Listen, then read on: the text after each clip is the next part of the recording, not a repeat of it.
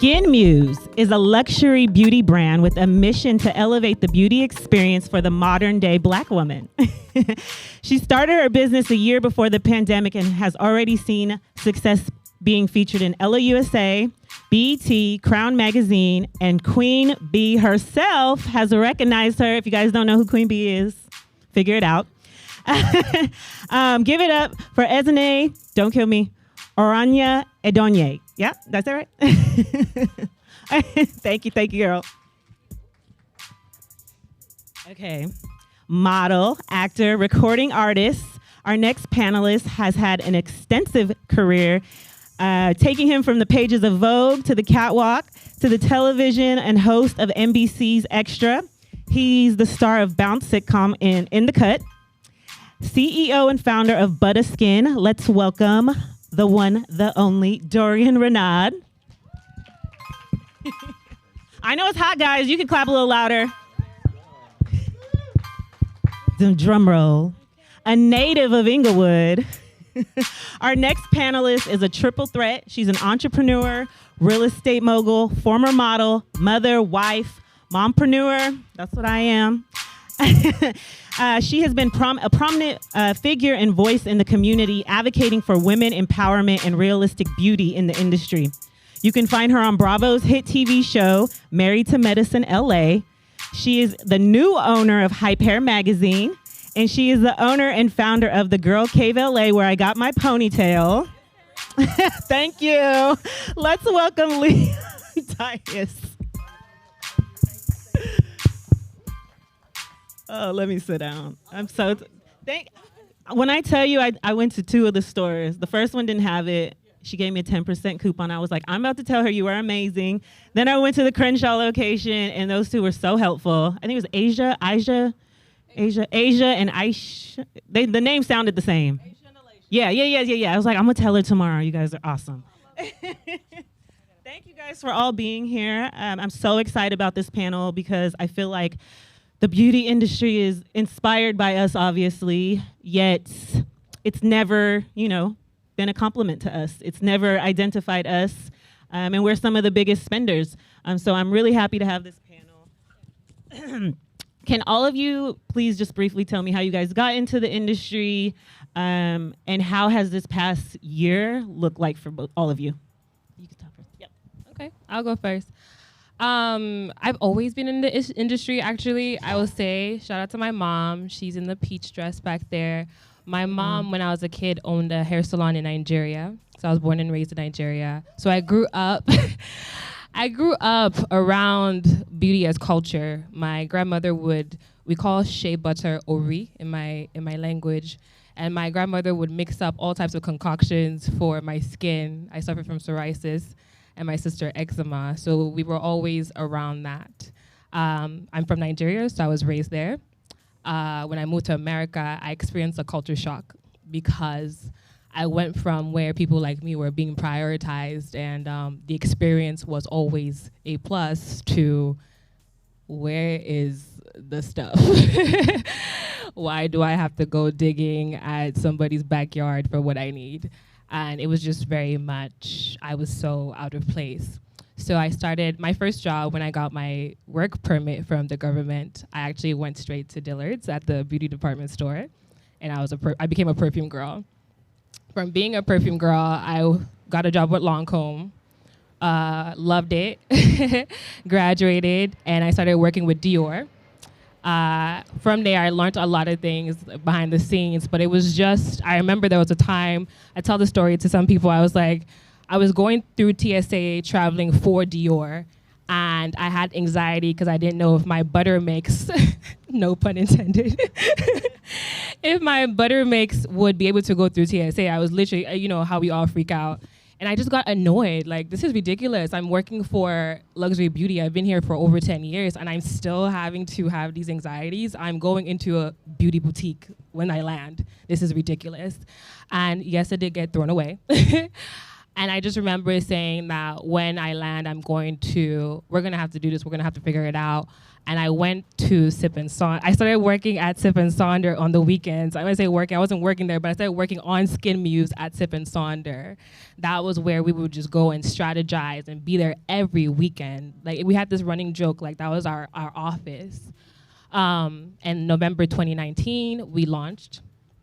The market has been so blessed. I think we're spoiled. We're Pandy Baby, but we're a little spoiled by our community. They just carry us with word of mouth. So how the business has been, we don't know anything else but the pandemic. You know, as a business owner, we pivoted, but that was our normal. This weird situation that other people were like, oh, whoa. This was like, okay, this is what we know how to build in. So we were blessed by our community. We were blessed from grants from the LA Black Investors Club. Shout out to Sip and Saunders again.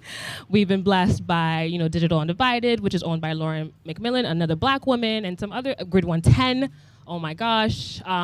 They've just planted and blessed us so much. And in return as well, even Black women, when we say we stand for the modern Black woman, like, we really wear that on our hearts. We want you to be able to walk into a Bloomingdale's or a Nordstrom and see counters that deserve your coins, because we spend twice as much as everybody else.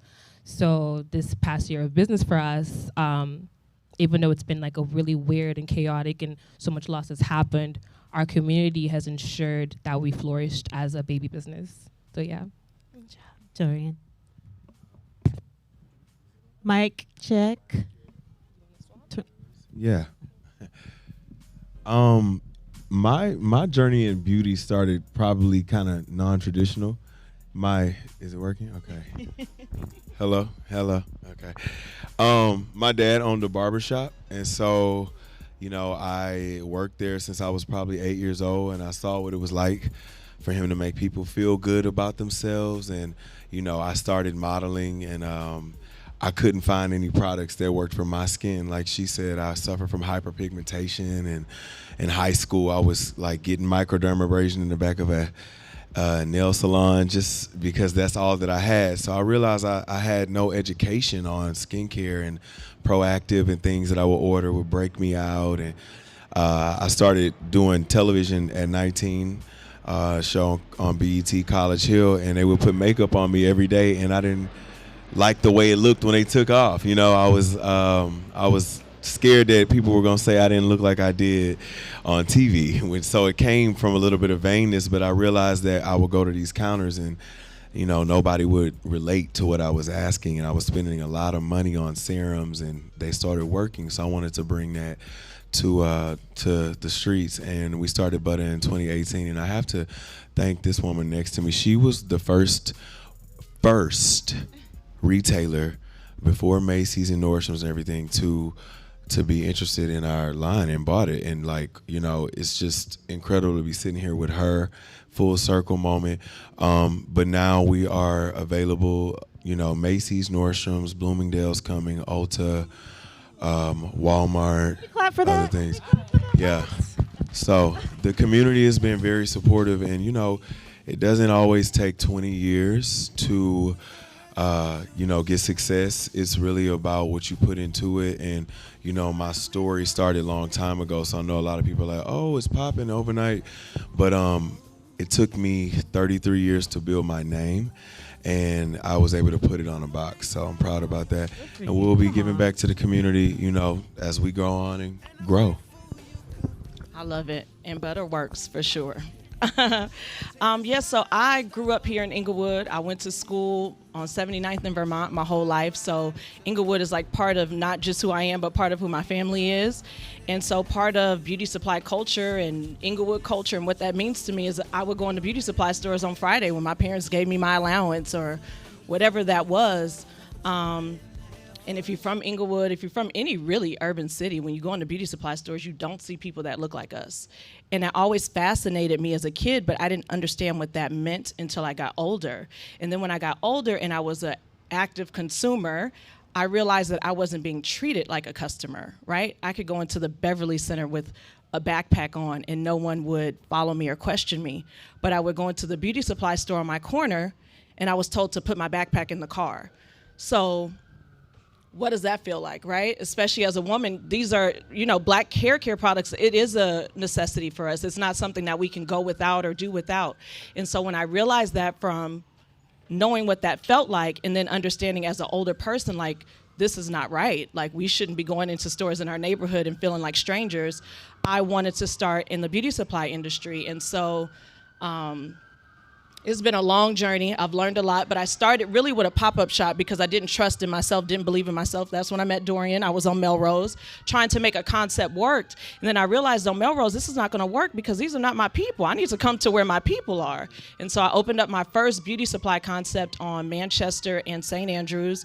And now we're getting ready to open up our 7th location. We've expanded to Atlanta, Dallas, Texas, Orange County. So really, when I think about like the business journey, when it was time for me to do what I needed to do and expand, it really was about me coming back to my home base. And that's what made me successful, is coming back to my neighborhood and hiring girls from my neighborhood. One of the first things we ask people when they interview is, where do you live? We want to make sure we're hiring people that live in Inglewood, live in Compton, and making sure that we are part of the, what is it called?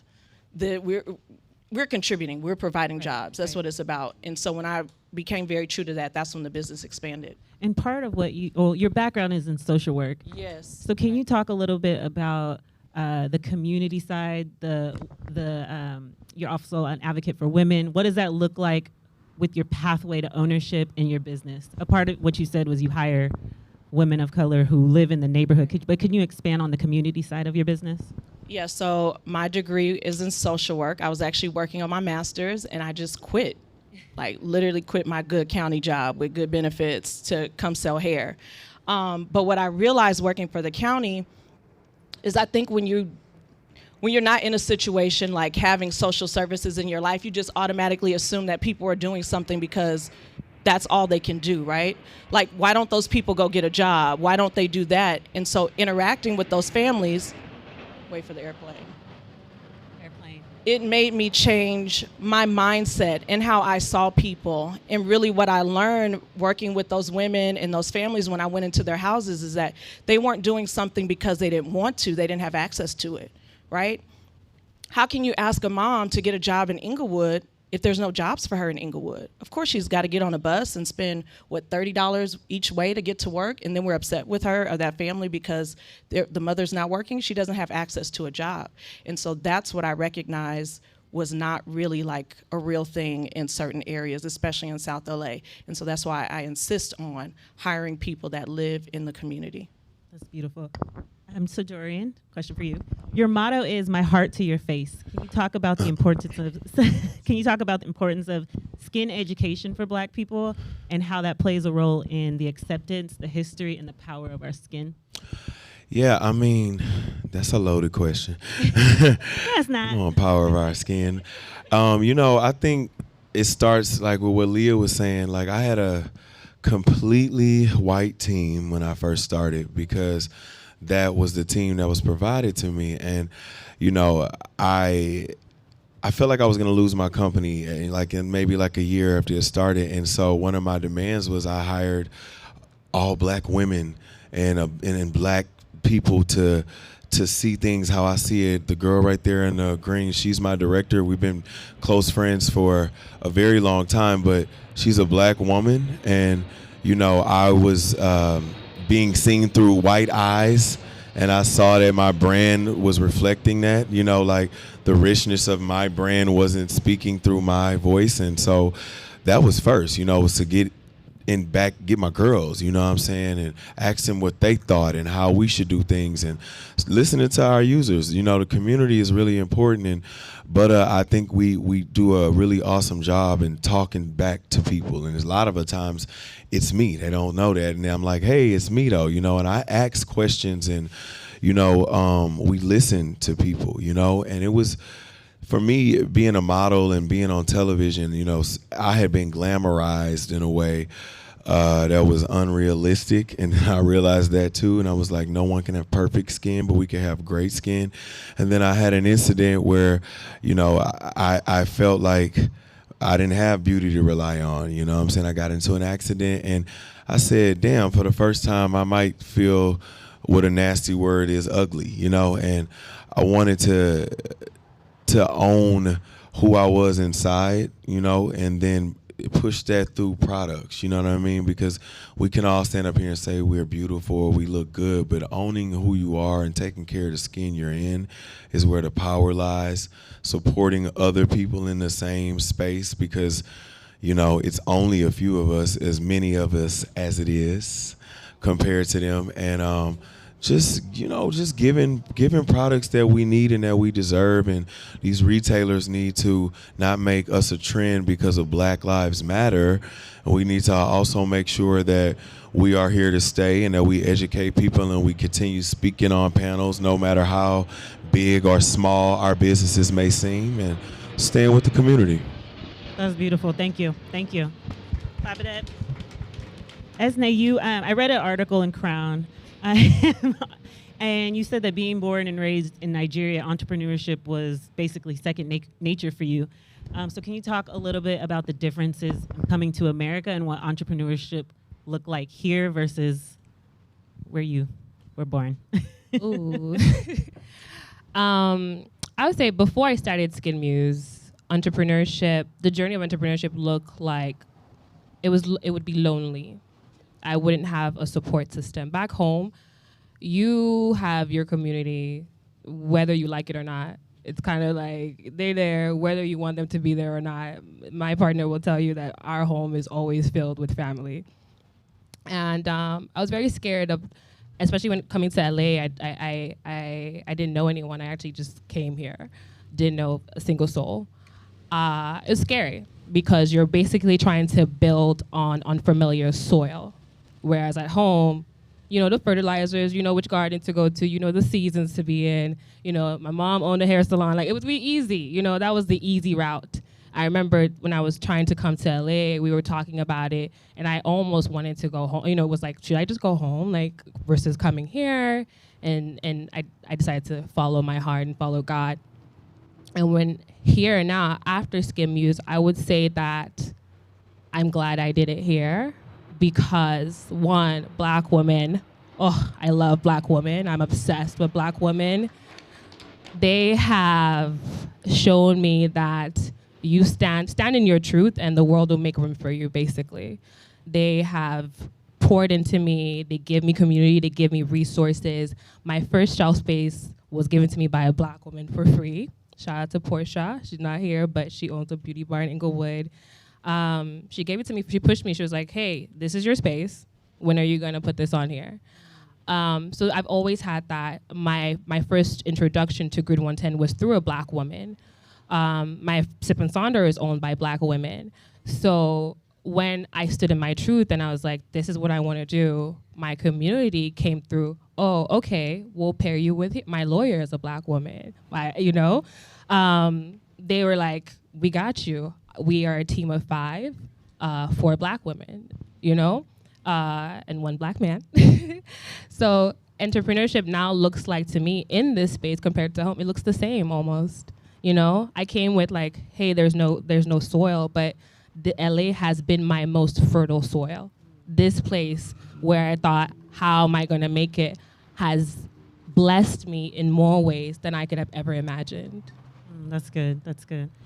So this is a 2-part question for Esne and Dorian, and then you chime in. So can you speak on the importance of the ingredients you use in your products? And then if there's anyone out here that is thinking about starting a line, what are some easy products that they maybe can jump into and start experimenting with? And then for you, what do you look for when you're stocking your stores with product, if anyone out there is, thinking about trying to pitch their line? So I'll start with Dorian first. Ingredients are very important. I made it a point to get my shea butter directly from Ghana. And I had to fight for it because I remember when I first discovered shea butter on the streets of Harlem, headed to a photo shoot, ashy. And the lady on the corner was like, you need this. It came from Ghana, and it was in this hard form, and I would put it in my microwave to soften it up, add a little scent, and So I was like, my shit got to come from Africa because that is where I'm from. I'm from the South, and I'm based in Heritage, because of where I'm from, and so my grandmother used to use Vaseline, and so I wanted to pick products like lavender and chamomile and vitamin C, things that work for me, and educate the community on those things, because a lot of times, like for example, vitamin C works with black people's skin in the sun, and shea butter doesn't break us out, and it does break white people out sometimes because it works with our skin because it comes from where we from.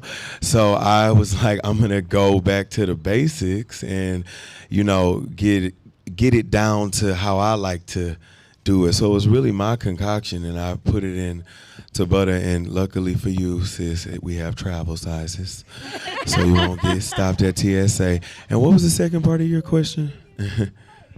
Me either. Oh, if somebody wanted to start something. Oh yeah, if someone wanted to start easy products. Ain't nothing easy. Well, maybe but anything that you could do in your kitchen. Like my friend, she has a hair product, and it's amazing, and she makes it with all of these incredible ingredients in her kitchen. And so I say, what products do you use? What products do you like? Just know that manufacturers remake stuff all the time. All the white brands do it all. We don't know if Neutrogena owns Noxzema or whatever. So if it's a product you like, don't be scared to do the research to see how much it takes to add some of your flavor to it and make it. But if you can make it in your kitchen, and if it's something that you're using and you know it works, then, take it to a lab, get it tested, invest in yourself and call a community. And if nobody will pay for your lab test, then email me. If it's good enough, I'll pay for it.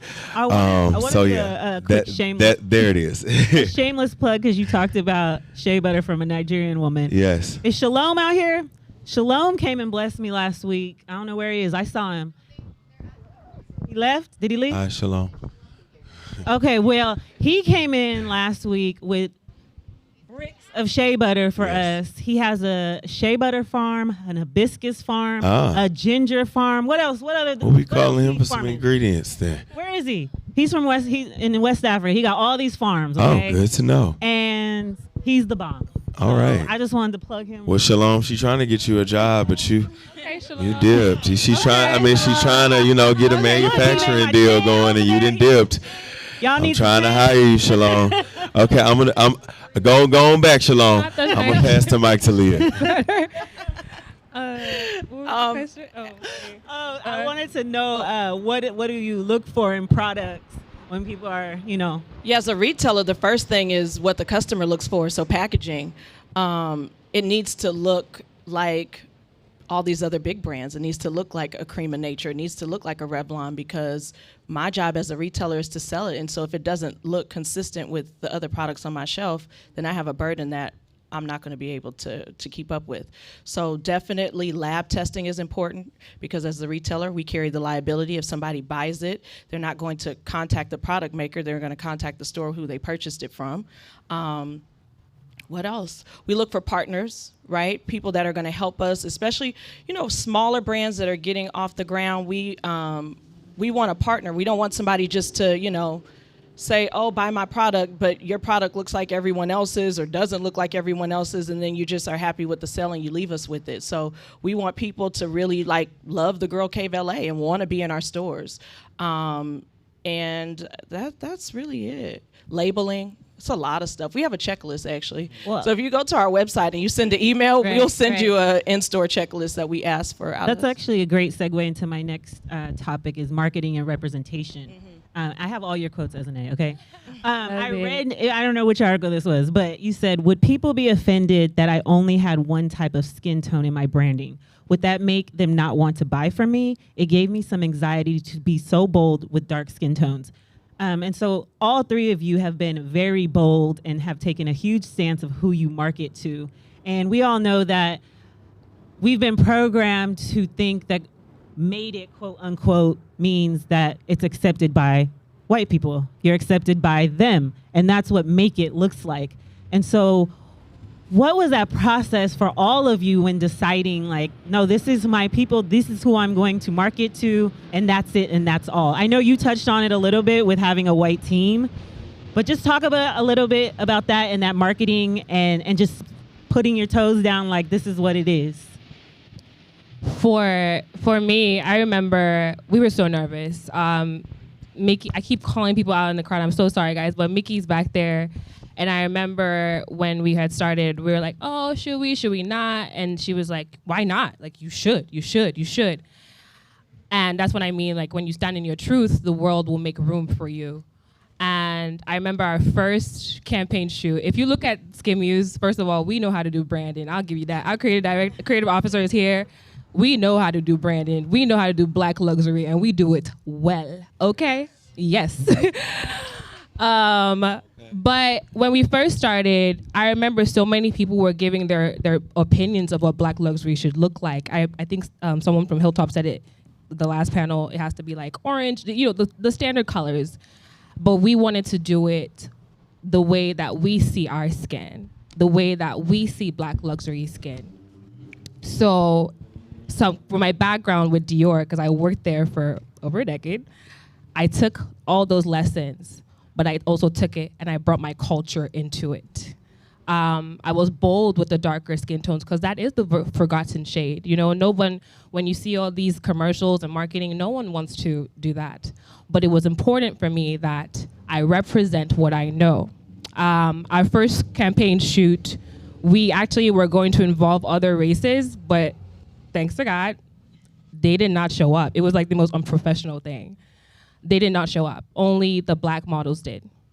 And I think it was ordained that way because everything came out beautiful. And from there, we just were like, we don't even need nobody else. We just need to just focus on this is who we need to focus on. And it has always paid off. It's very important that we don't fall into that stereotype of what a Black-owned beauty business is. It's important that we teach people what the possibility is.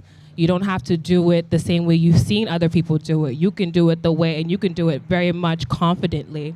So it's when you're starting off, please invest in the marketing and the branding because that's how you tell your brand story.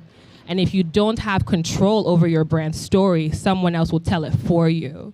And if someone else tells it for you, it might not be as authentic as you need it to be. So we were lucky where our creative officer, I have a background in Dior, he has a background in design and fashion. So we just were blessed with like a really strong founding team and we just took off properly. Yeah. That's great. Dorian? I get that question a lot because I do a lot of press that's not Black.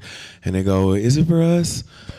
And I'm like, well, our music is for y'all, our movies is for y'all, our hairstyles is for y'all. So I was using Neutrogena and all of those brands, and I didn't see people that look like me in it. And so, but it is for everybody. I just chose when I was looking for models and representation to go to people that looked like me.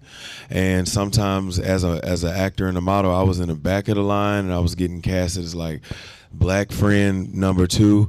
And I wanted to make sure that first and foremost, I highlighted faces that I saw around me, which were Black and brown women, but to give models an opportunity to be in the pages of Vogue that might not get that opportunity to be in Macy's. And, it was just natural. Like I say, I can only teach people to take care of their skin how I take care of mine, or how my sister does, or how y'all do. And then, the rest of the world, can jump on board, and they have, and the products are for everybody. We're inclusive.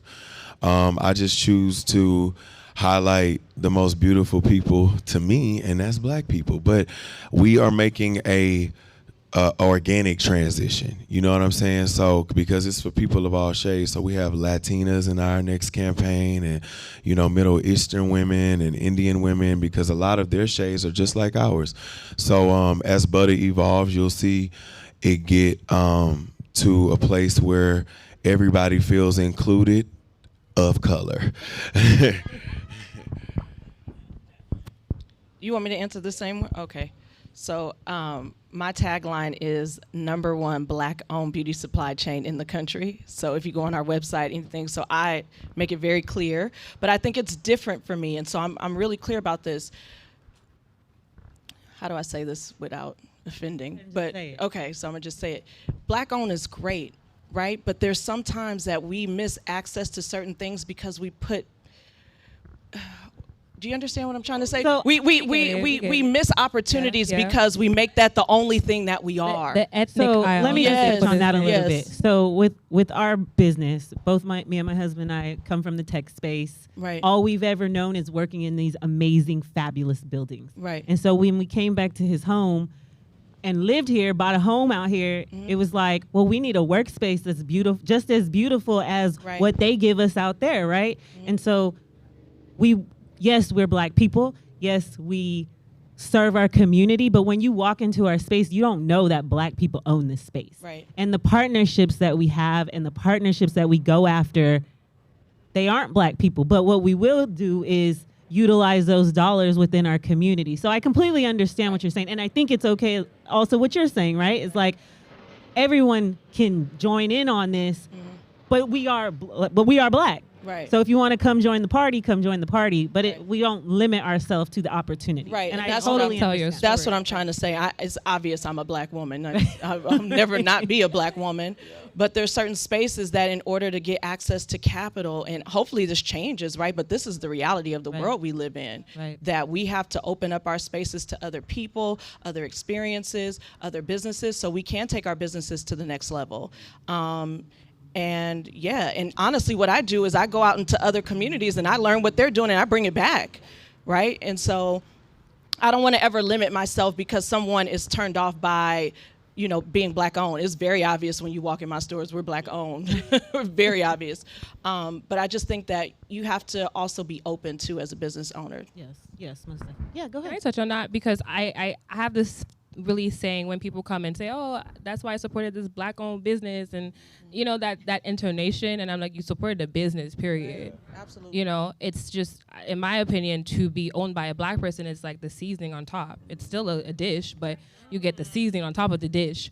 Because one time when we first started, we went into get shelf space at a store. I won't say which store, and they legit told us our ethnic aisle is full. And I said, is your body care aisle full? What does that got to do with me? So it does kind of like, there are barriers because you're coming in as a Black person who owns a business. It doesn't, just like Dorian said, everyone can use Skin Muse, but when we are formulating, when we are doing production, when anything that we're doing it making sure that this demographic is satisfied from point A to point Z. And if we're doing it well, these other demographics, which we have seen, and I'm pretty sure you guys have seen too, they also come and they want to partake too. Because I think after what Rihanna might have did it, then you saw everybody throwing all the shit. Like, everybody wanted a piece of it. Absolutely. So it's just like, why not be why not be the trailblazer? So no, thank you guys. I don't want to take up too much more of your guys' time, but I did want to ask you all, what is next? Where can people find you all? And just maybe some words for those who want to get into the skincare, beauty supply industry, because there's plenty of opportunity, obviously. And I think this is one industry that we really miss. Yeah. I actually won't tell that story. But yeah, let me go there. We can find us anywhere. We're spelled SKNMUSE. Literally wherever you type it in, you can find us. We just finished our 2021 campaign and we released it. It's so we are kind of in this space of let the team take a breather. It's been a really crazy past couple of year and a half for us. What's next for us as we keep building? We're building. We're making partnerships. We are establishing partnerships with some global brands right now and just working on that. We're also just making sure that we tighten ship as a baby brand. This is our sophomore year. So because we had a great freshman year and we have to ensure that there's no bolt or loose knots or anything, everything on the ship has to be moving smoothly. We're competing with luxury brands with a very small team. So right now it's just internal and external, building and we're just grateful for that. You got this. Yes, you do. You could find Butterskin, butterskin.com. If you Google us, we're in various retailers. What was the other side of that question? I had a long morning. HSN, because I did that this morning, which is What's great. next for you? What's What's would next? you Also, tell- like her, we just finished our summer campaign, which is coming out very soon. We went to Miami and shot it. I have sunscreen coming out. We have lotion coming out, facial mist, lip balms, all in the next month. And then, we have our retailers that we're going to be nurturing throughout the rest of the year. And then we have Butter Home coming out in around Christmas time. So some home fragrance sprays and stuff like that for y'all. And I'm going to do like her and give my team a break and take one too, because, Me too. it's exhausting. So it's refreshing to hear that you tired too, sis. Tired child. And we always try to stay in front of the camera and in the media. So, you'll be hearing a lot from us. And I'll be watching her on Married to Medicine. You gonna be on there, girl? Can I get that cameo? Let's have lunch. Leah, can you also give some advice to people who want to break into the beauty supply industry and Yeah. taking advantage of that? I think the biggest advice that I could give is to do your own homework and research. When I first started in this industry, I would say probably a dozen people said, oh, they're not going to sell to you. Like, I got every reason why I shouldn't open up a business. And then I realized, to be honest with you, getting into the beauty supply industry was not that difficult. I mean, it was, but it wasn't as hard as people made it seem.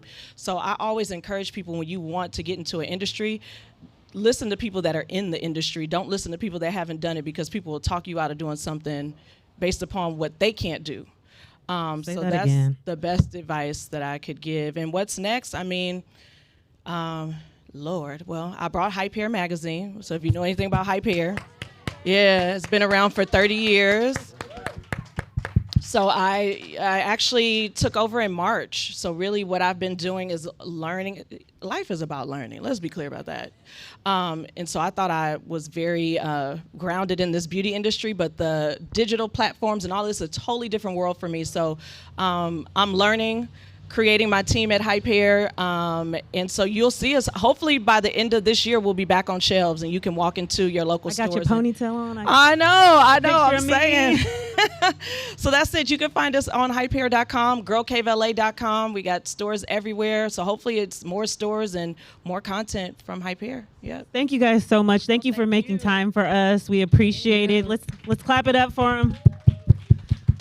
That concludes our panels, you guys. We have gift bags with Butterskin. We got all kinds of goodies. We got beer from Crowns and Hops. Food, go eat it, please.